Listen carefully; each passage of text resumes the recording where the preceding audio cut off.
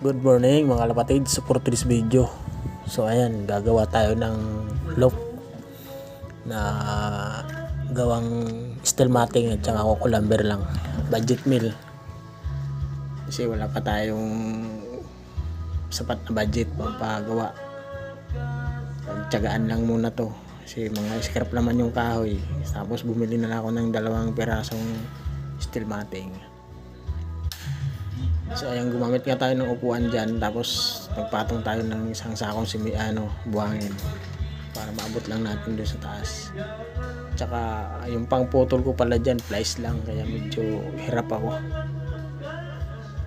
Madali lang naman maputol kasi malit ay manipis lang naman na steel matting. So ayan lang mga kalapatids, update ngayon. Thank you for watching. Bye.